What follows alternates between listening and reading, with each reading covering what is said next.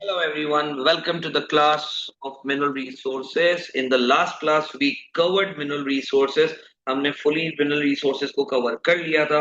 Now we are moving towards the past papers of mineral resources. Past paper की book 2 है, page number 1 है. आज ये जरा minerals के कुछ past papers को हम देख लेते हैं. ठीक है, past paper book 2 page number 1. Mineral resources लिखा हुआ क्या है? Study figure 1 which shows the limestone and rock salt extraction. यहाँ पे मैप दिया गया, यहाँ पे लाइमस्टोन है, रॉक सॉल्ट है. The square ones are limestone and the triangular ones are rock salt. Describe the distribution of limestone extraction in this area. Distribution पूछ रहा है. डिस्ट्रीब्यूशन में आपको किसी की जरूरत नहीं है. You don't need Hamza, you don't need होमनास की बुक. आपको कुछ नहीं चाहिए, आपको सिर्फ और सिर्फ आंखें चाहिए. You need eyes.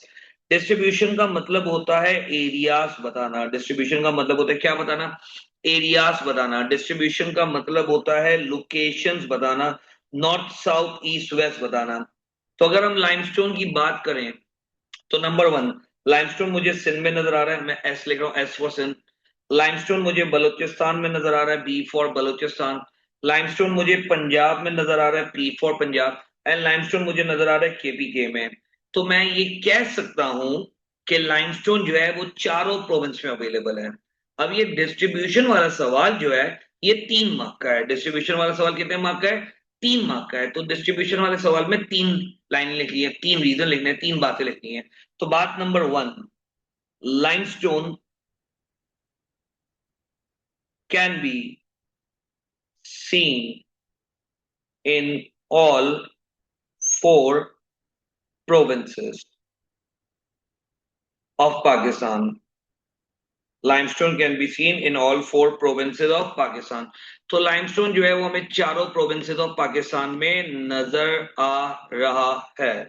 Limestone can be seen in all the 4 provinces of Pakistan. Right. Distribution में क्या बताना है हमें? लोकेशन बतानी है. टॉकिंग अबाउट बलूचिस्तान, तो बलूचिस्तान में लाइमस्टोन हमें नॉर्दर्न साइड पे नजर आ रहा है, या मैं इसको बोलूं कि नॉर्थ वेस्ट पे नजर आ रहा है. नॉर्थ किस पे नजर आ रहा है? वेस्ट पे. लिखे अपने पास, in Balochistan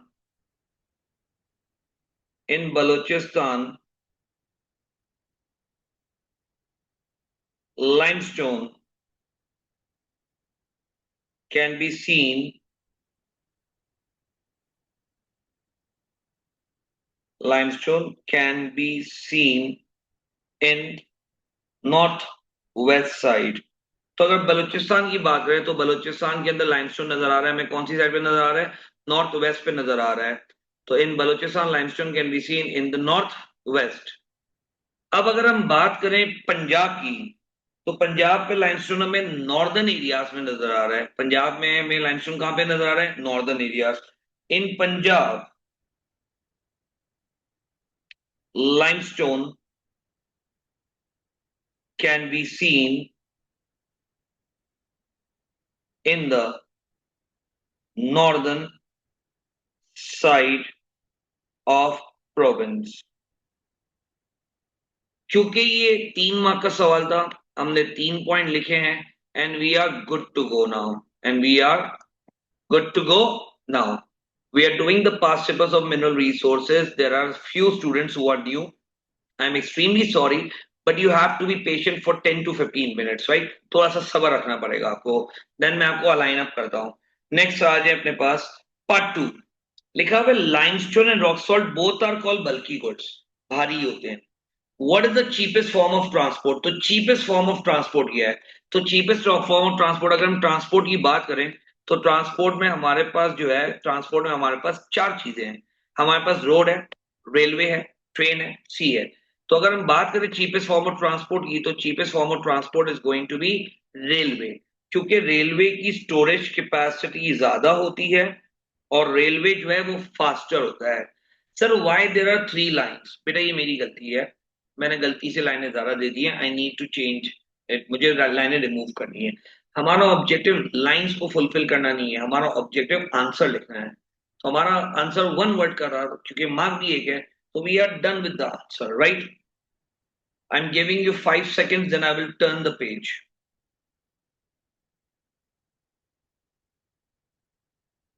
all right. So work past book 2 page number 2। Part 3 का जो आंसर है बड़ा अच्छा आंसर है। Why is supply of limestone to most areas likely to be cheaper. बोल रहे हैं why is the supply of limestone to most areas likely to be cheaper than rock salt. बोला लाइमस्टोन सस्ता मिलता है, रॉक सॉल्ट महंगा मिलता है। इसका आंसर जो है ना मैप पे है। और क्या आंसर है कि लाइमस्टोन चारों प्रोविंस में है, जबकि रॉक सॉल्ट सिर्फ और सिर्फ ना पंजाब साइड पे या नॉर्दर्न साइड पे है।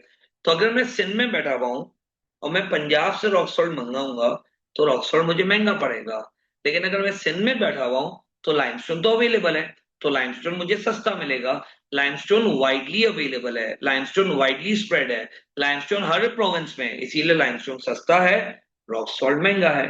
तो इसका आंसर क्या होगा? लाइमस्टोन क्यों चीपर है? लाइमस्टोन इसलिए चीपर है because it is available in all provinces of Pakistan. It is available in all provinces of Pakistan. तो इतना सिंपल सा इसका आंसर था। बी पार्ट 1 में आप लोगों से पूछने की कोशिश करूंगा and I will try to reply each and every one of you. Nearly 1 million tons of rock salt were extracted in Pakistan during 2002. भाई रॉक सॉल्ट हमने एक्सट्रैक्ट किया है, रॉक सॉल्ट हमने क्या है एक्सट्रैक्ट किया है। तो बोल रहा है what is the mixture of rock salt and water called।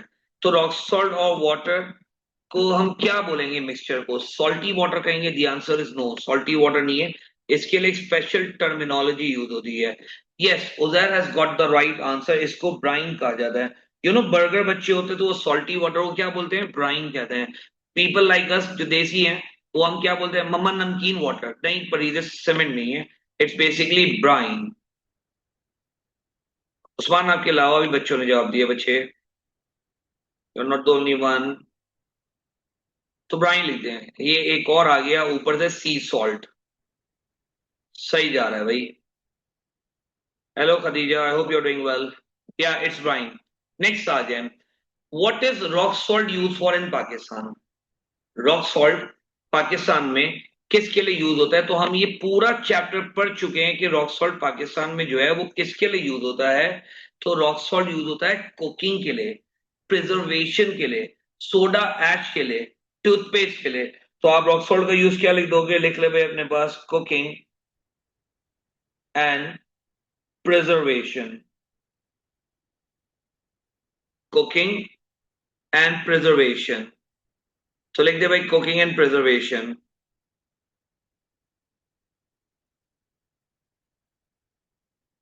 Cooking and preservation. One is cooking and the other one is what? The other one is preservation. 2 mark का सवाल था। It was a very easy question. और अगर हम देखें तो ये पुराना सवाल है, नवंबर 2007 का सवाल है। तो सक्सेसफुली हमने कर लिया, राइट। चले, अल्लाह रहीम एंड करीम। नेक्स्ट सवाल, क्वेश्चन नंबर 2। Study figure 4। भाई ये फिगर 4 है, सही है। यहाँ पे लिखा हुआ है A B and C.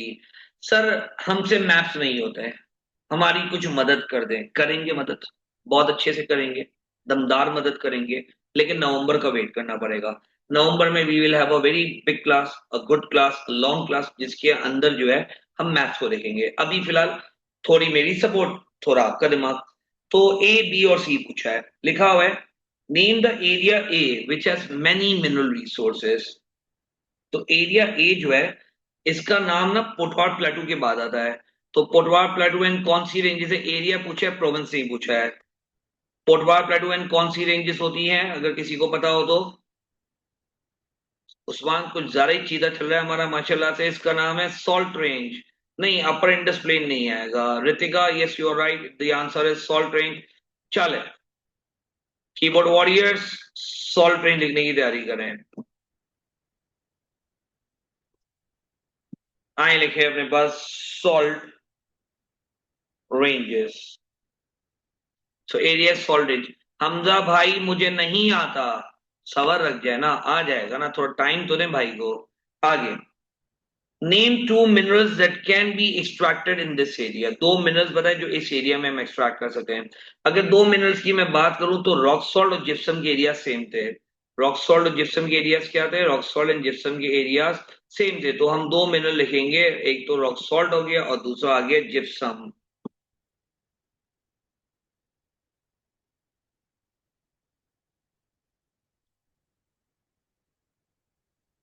Rock salt and gypsum.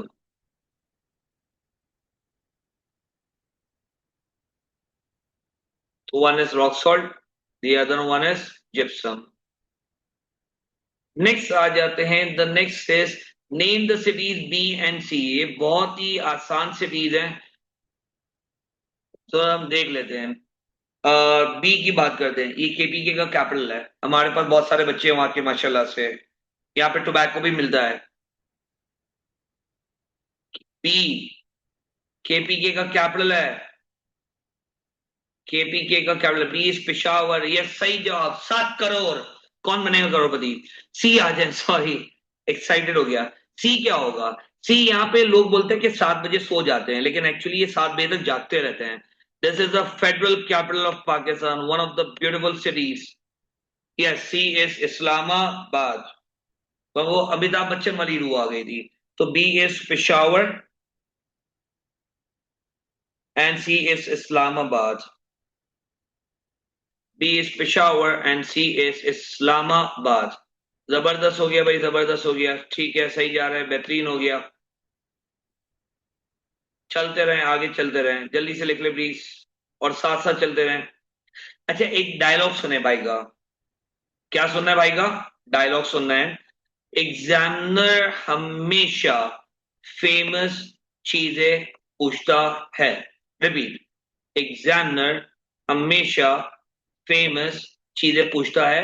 मरी is not famous, Islamabad is very famous. So examiner is going to accept Islamabad. ठीक है, फाइन। क्वेश्चन नंबर 3 थोड़ा सा टेक्निकल है, थोड़ा सा सब्र रखना पड़ेगा, कीबोर्ड से उंगली हटानी पड़ेंगी, सही है। हम जरा देखते हैं। Study figure 1 which shows mineral extraction in 2008 इन पाकिस्तान। तो मिनरल एक्सट्रैक्शन शो कर है 2008 में शो कर है, और कहां पे शो कर है? माशाल्लाह से ये पाकिस्तान में शो कर है, राइट। तो हमारे पास मिनरल में क्रोमाइट है, लाइमस्टोन है, जिप्सम है, ब्राइट है, rock salt, right. We have 5 minerals. Part 1, name the 2 minerals shown on figure 1 that are used to make cement. तो 2 मिनरल्स बताते हैं जो कि सीमेंट बनाते हैं, हमें पता है। और 2 मिनरल्स कौन से हैं? Number 1 is limestone and number 2 is gypsum. Easy question है, इजी क्वेश्चंस के लिए आपको अपनी उंगलियों को तकलीफ देने की जरूरत नहीं है। नेक्स्ट आ जाते हैं, लिखा हुआ है state 2 uses of rock salt. 2 uses of salt, repeated सवाल है, अभी हमने किया। रॉक सॉल्ट का यूज कुकिंग हो सकता है, सोडा ऐश हो सकता है, प्रिजर्वेशन हो सकता है। Now time for a good question.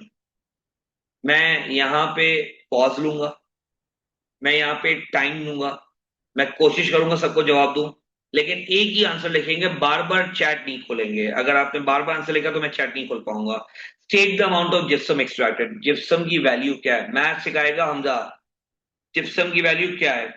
ये मैंने बिल्कुल जूम इन कर दिया आप लोगों के लिए, फुल वीआईपी किस्म का जूम इन कर दिया है।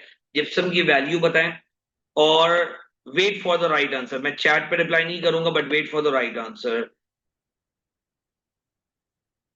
जिप्सम की वैल्यू, 3-4 बच्चों की चैट खोलिए, सही आंसर है बिलाल, राइट आंसर। सोडा इस डिटर्जेंट बनाने में यूज होते पड़ी थे ना, फिर wrong answer. Zainab wrong answer, Umar wrong answer. फिर तुम लोग अपने मैथ्स के टीचर चेंज करो भाई। मोहित राइट आंसर, सर चले गए मोहित बेटा। Shoaib wrong answer. अल्लाह, इतने मैसेजेस हल्का रखो भाई। शो हो रहा है माइंड, सीधा सीधा नजर आ रहा है, इतनी चैट्स आ रही है तो बोले नजर नहीं आ रहा यार। गलत आंसर समील। हादी गलत आंसर। मुनीब सही आंसर। मौजम एक मैसेज करो, मैं देख लिया है। ईशल गलत। उनैस गलत, 3 मैसेज नहीं करो। दिवेश गलत। No need to send multiple messages, मैं देख ही नहीं पाऊंगा, चलें छोड़ दें, छोड़ दें। आई एम प्लीज सुने, मैथ सीखते हैं भाई से, मैथ सीखते हैं, छोड़ दें कीबोर्ड को। ये जिप्सम है, सही है। जिप्सम की वैल्यू जो है वो 600 और 800 के बीच में है। छोड़ दें कीबोर्ड, मैं नहीं देख रहा हूं, फायदा नहीं चैट करने का, मैं देख ही नहीं रहा हूं। जिप्सम की वैल्यू 600 और 800 के बीच में है। हम एक फॉर्मूला बनाते हैं, ठीक है ना। हमारा फॉर्मूला है गैप डिवाइडेड बाय बॉक्सेस। तो 600 और 800, 600 और 800, 600 800 कैसे लटक गई थी, उसके बीच में जो डिफरेंस है वो 200 का है। 600 और 800 के बीच में गैप कितने का है, 200 का है। 600 800 के बीच में गैप कितने का है, 200 का है। बॉक्सेस कितने काउंट कर लेते हैं, 1 2 3 4 5। तो बॉक्सेस जो ठहरे हैं, बॉक्सेस हैं 5। बॉक्सेस जो ठहरे हैं, बॉक्सेस कितने हैं, 5। तो 200 को डिवाइड बाय 5 कर दिया तो पर बॉक्स की वैल्यू आ गई 40। पर बॉक्स की वैल्यू कितनी आ गई, 40 आ गई। Gap divided by boxes, gap divided by boxes, gap divided by boxes. तो 200 डिवाइडेड 5 करा तो पर बॉक्स की वैल्यू आ गई 400। नाउ जिप्सम का एक बॉक्स तो पूरा है, जिप्सम के ऊपर एक बॉक्स पूरा है, मैं लाइन बना के दे रहा हूं ताकि आपको नजर आ जाए। एक बॉक्स तो पूरा है, यानी 40 तो पूरा है। तो 600 में मैंने ऐड कर दिया 40। और जो दूसरा बॉक्स है जिसको मैं और जूम इन कर रहा हूं वो हाफ है।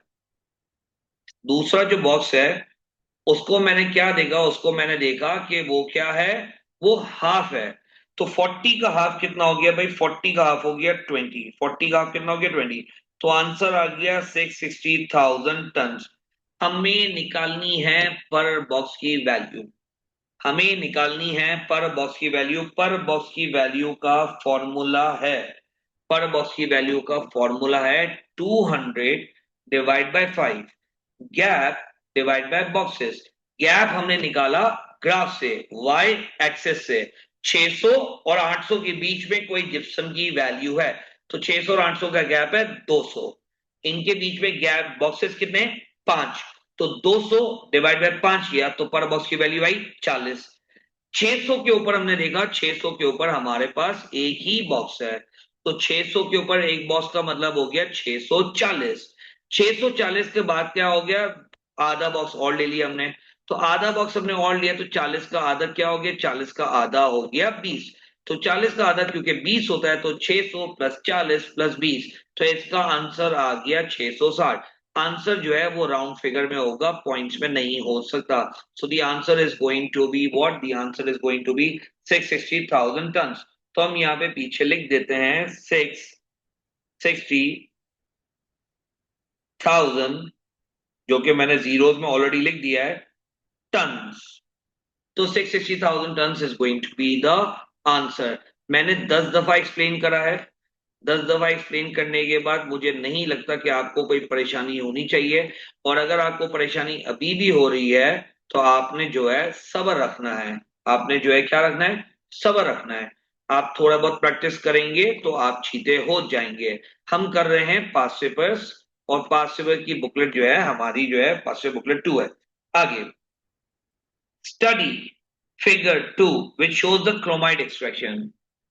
Study figure 2 which shows what extraction? Study figure 2 it shows the chromite extraction.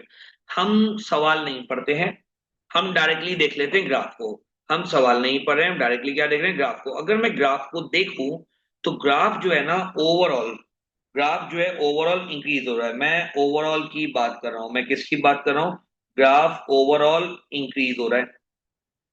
मैंने लिख दिया यहाँ पे, बीच में ग्राफ ऊपर नीचे ऊपर नीचे ऊपर नीचे ऊपर नीचे ऊपर नीचे हो रहा है।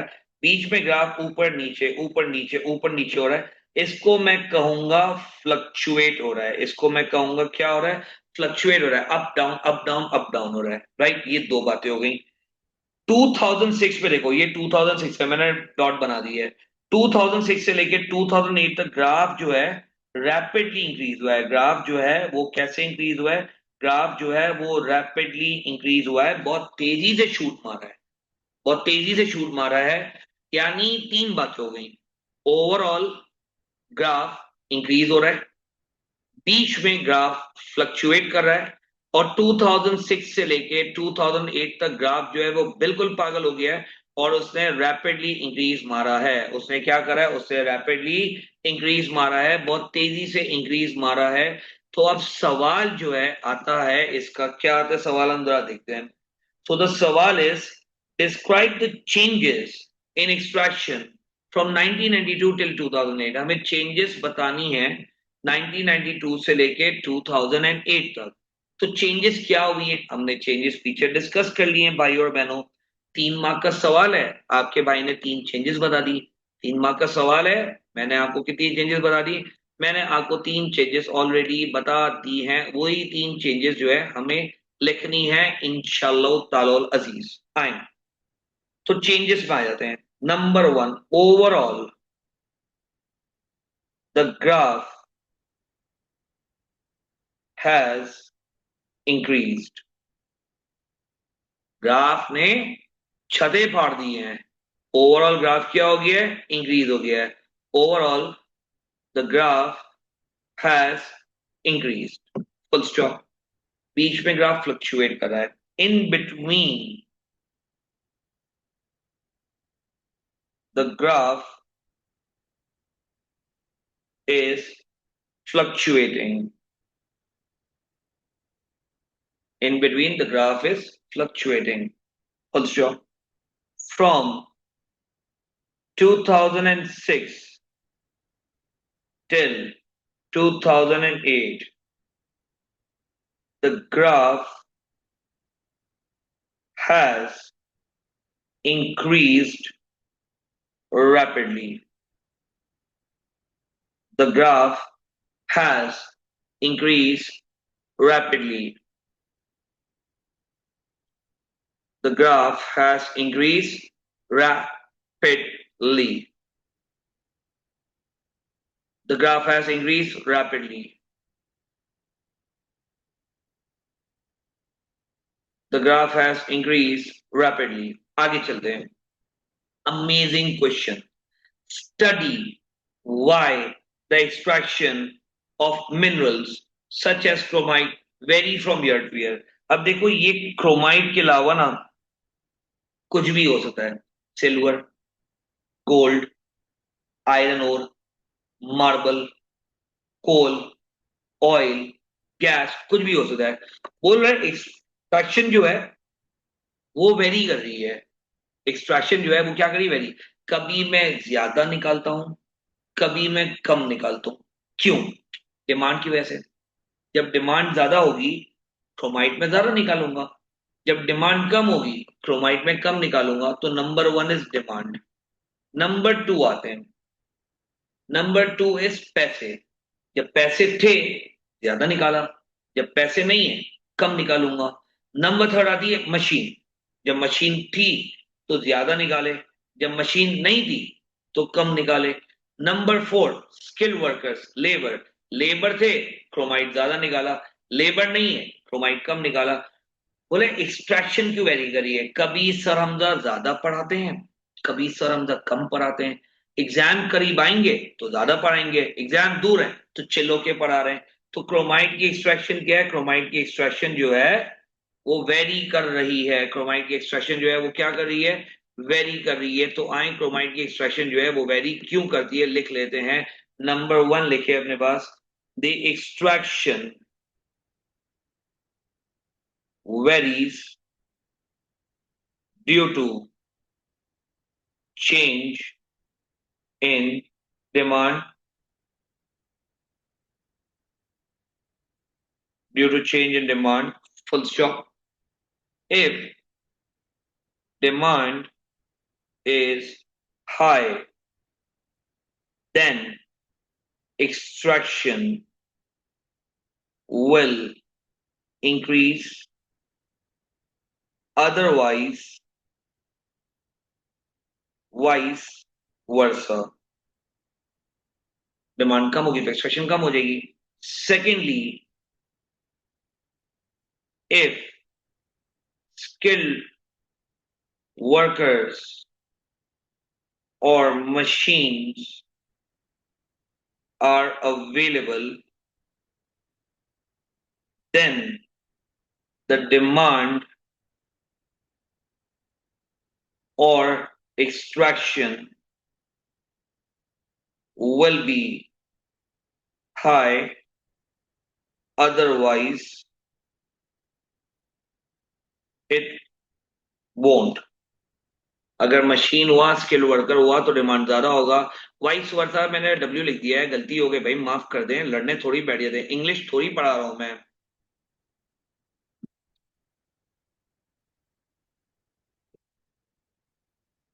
छोटी छोटी गलतियां नहीं पकड़े भाई, पुप्पो वाली हरकतें होती हैं ये।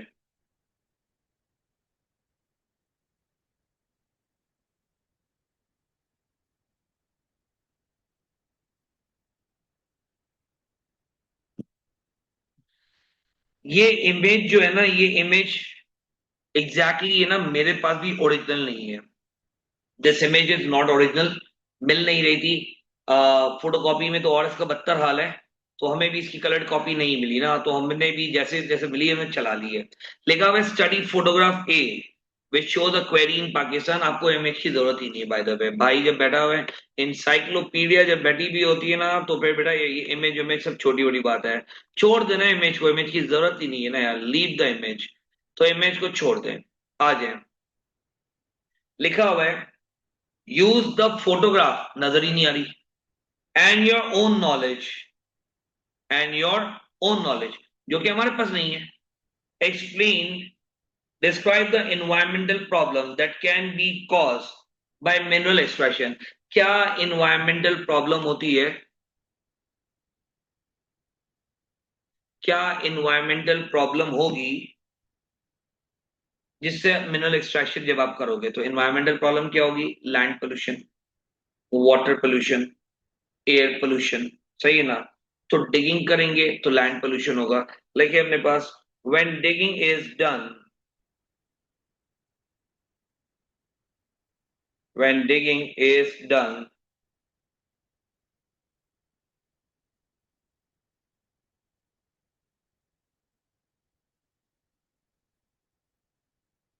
when digging is done, land pollution will increase because earth will get affected, because earth will get affected। धरती को आप इफेक्ट कर रहे हो तो लैंड पोल्यूशन होगा। धरती को आप इफेक्ट कर रहे हो, क्या होगा? लैंड पोल्यूशन होगा, full stop. Secondly, heavy machines will be used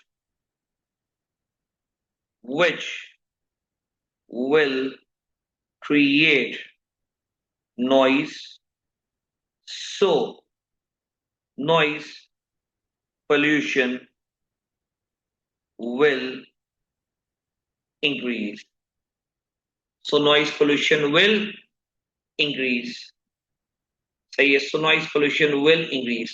wastage को, गंदगी को आप डंप करोगे, वेस्टेज को, गंदगी को आप डंप करोगे रिवर के अंदर, तो वाटर पोल्यूशन होगा। Wastage will be dumped into river, resulting in water pollution। हो सकता है जमीन से डेंजरस गैसेस बाहर आए, हो सकता है जमीन से डेंजरस गैसेस बाहर आए, तो जैसे ही डेंजरस गैसेस आएंगी उसे एयर पोल्यूशन होगा। Dangerous gases will be released, resulting in air pollution। Resulting in what pollution? Resulting in air pollution। तो डेंजरस गैसेस रिलीज होंगी, जिससे क्या होगा? जिससे होगा आपका air pollution. Dangerous gases will be released which will result in air pollution, full stop।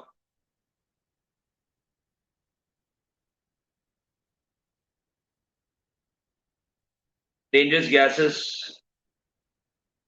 will be released, which will result in air pollution.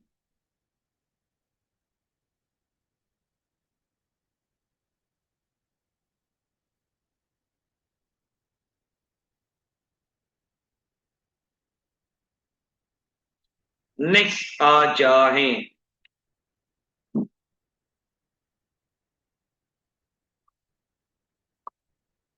how can these problem be reduced? How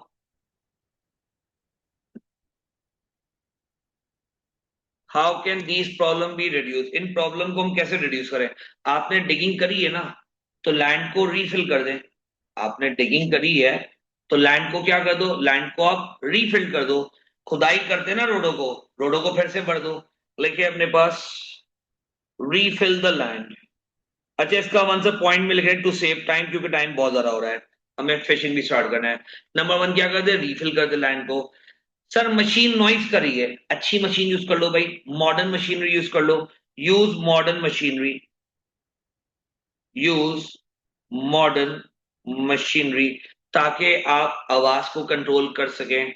sir wastage को पानी में dump करें, करो dump, लेकिन उसका treatment कर दो, उसके अंदर से टॉक्सिकेशन को हटा दो। तो लिखिए अपने पास treatment of wastages. Treatment of क्या कर दे भाई, वेस्टेजेस का ट्रीटमेंट कर दे, ताकि जो है आपकी जो वाटर पोल्यूशन हो रही है वो कम हो जाए। टॉक्सिकेशन को ट्रीट कर देना, टॉक्सिकेशन को ट्रीट तो कर सकते हैं ना। नेक्स्ट आ जाए अपने पास, एक और काम कर सकते हैं एयर पोल्यूशन को रोकने के लिए। ए फॉरेस्टेशन कर दें, दरख्त लगा दें, afforestation to counter air pollution. afforestation to counter what, to counter air pollution। तो आप afforestation लिख दें ताकि आप काउंटर कर सकें। किसको काउंटर कर सकें? हम एयर पोल्यूशन को काउंटर कर सकते हैं। Now we are going to end the past papers class and we will move towards a chapter mineral resources. Oh, sorry, fishing.